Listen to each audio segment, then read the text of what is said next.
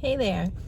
So I am in the middle of going in between work locations, and I thought now is a good time to take a minute to do my next video, which is on vitamin B. Why is B important? It's a complex of different vitamins in the B category. B12 specifically, I will be talking about why it's important, what happens when you become deficient like I was, how to treat it, and why especially it's important for people like myself who identify as vegetarian or vegan or who eat mostly plant-based meals. So, vitamin B. There are different varieties, B1, 2, 6, 12, etc. Okay?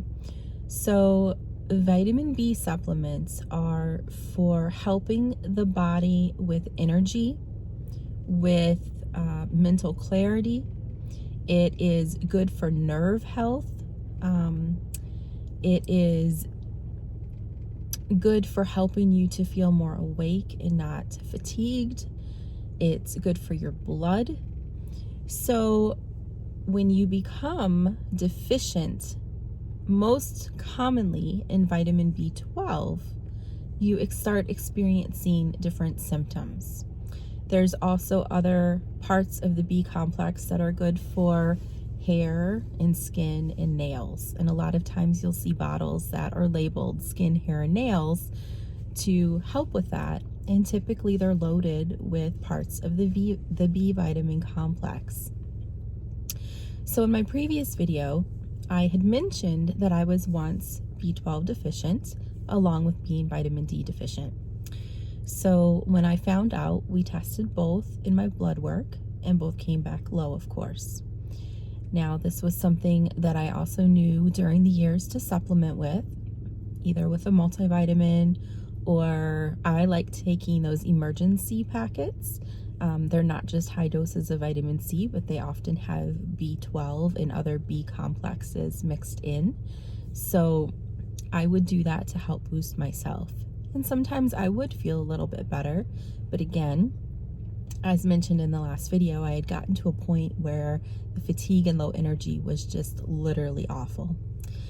So when my levels came back low, my provider actually told me, that's probably why I would feel better up and down, was because I was supplementing where I needed it. I just didn't know officially that that's where I needed it.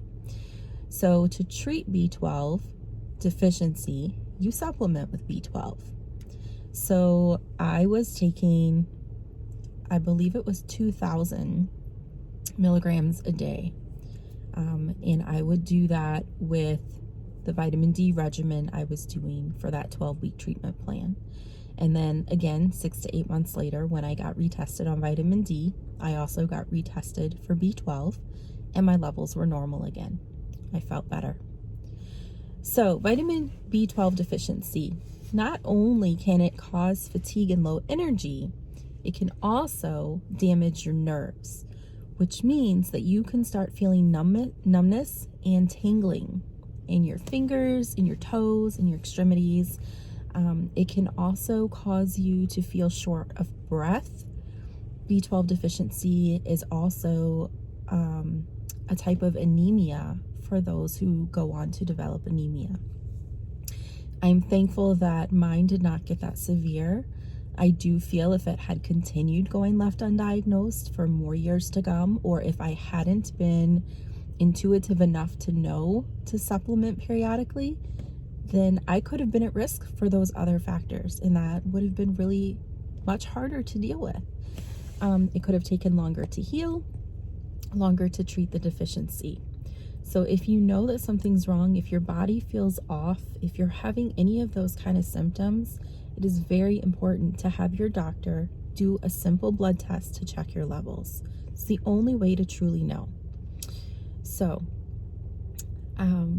I sometimes will take just B12, and then sometimes I'll just take the whole complex. I, again, like to go to the health food stores or the local co-op and buy a bottle of B complex vitamins, oftentimes mixed with rose hips, which is a natural version of vitamin C. So a little extra immune boost in there.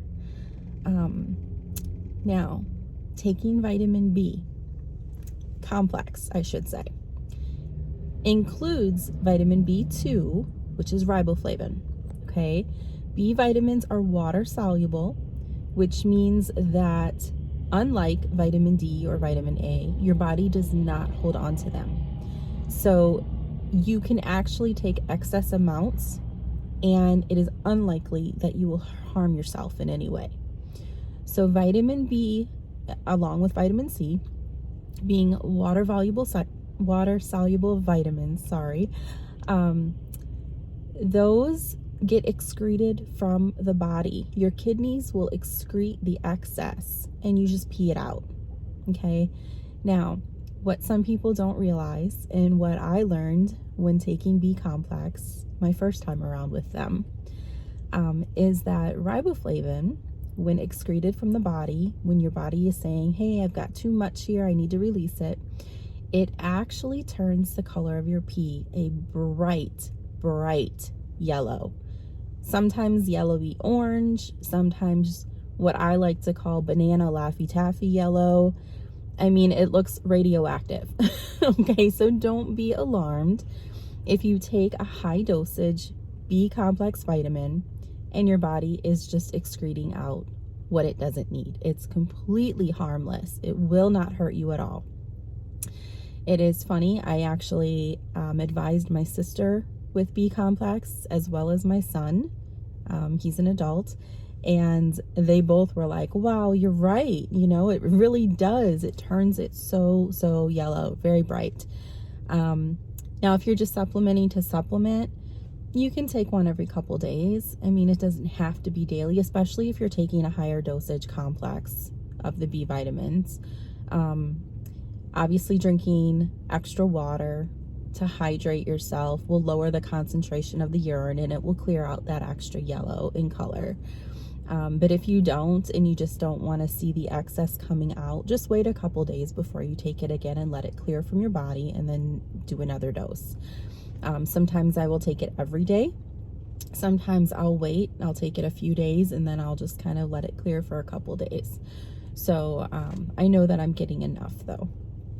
But anyway, so that is my take on B complex vitamins. I do not have a specific brand to show you. I have taken, like I said, just B12, and then I've also taken the complexes. So just look through your local health food stores. You can always ask an employee what their favorite brands are. Look at the labels, do your research. The last bottle that I bought of chewable vitamin B complex was so potent, and I am dead serious when I say potent, that you know how you can smell vitamins when you open the bottle and they're kind of really off-putting? Well, this bottle of chewable vitamins, you could smell through the bottle.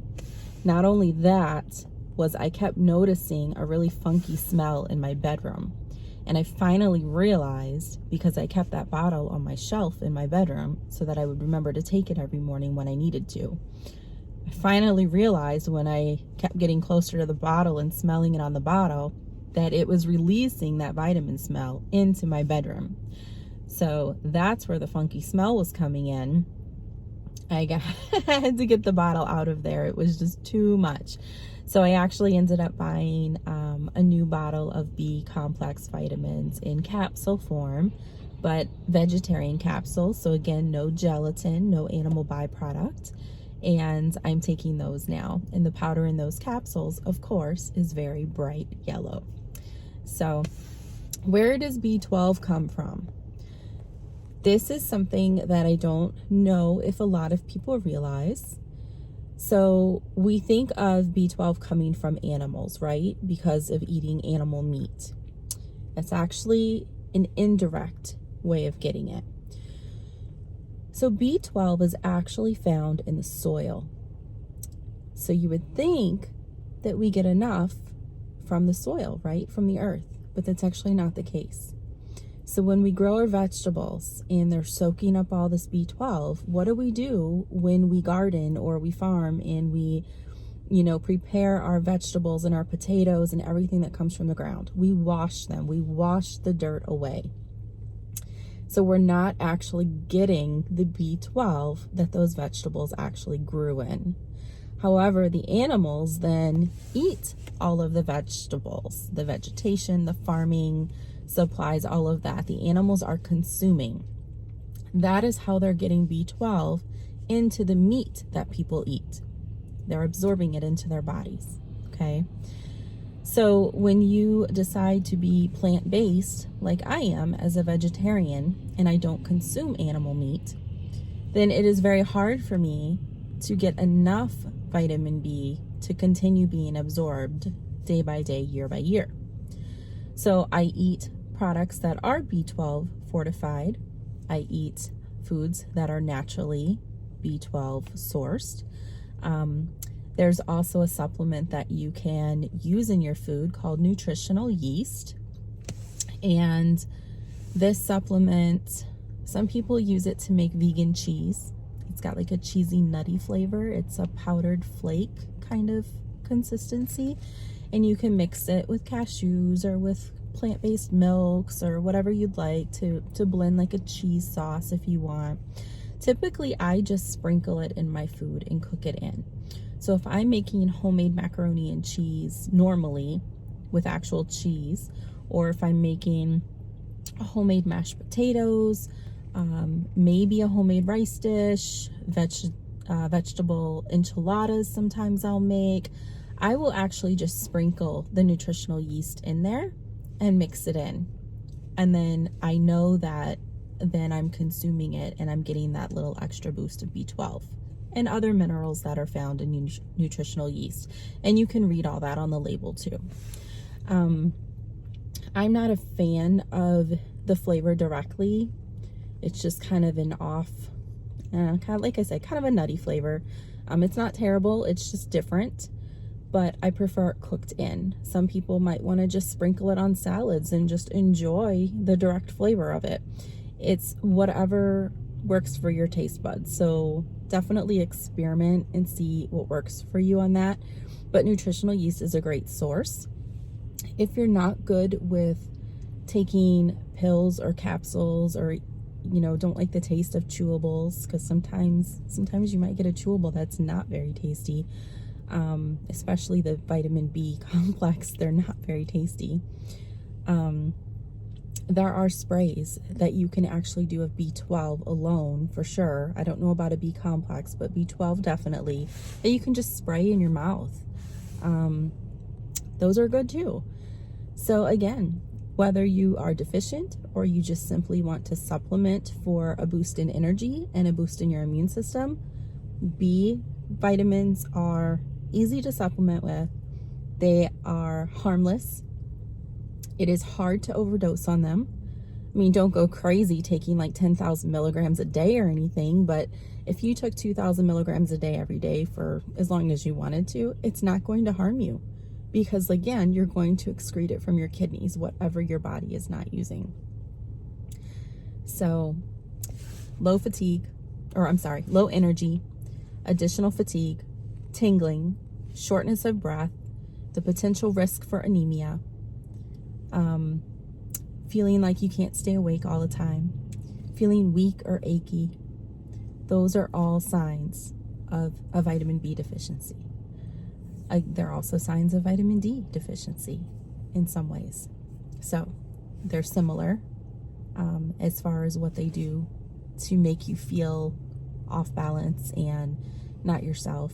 They're not exactly the same, but the fact that I had both of them together being low, I think the low energy and the additional fatigue was so compounded by both of them that, like I said before, it literally felt like I was having bone pain. My bones were hurting. I mean, I was in bad shape.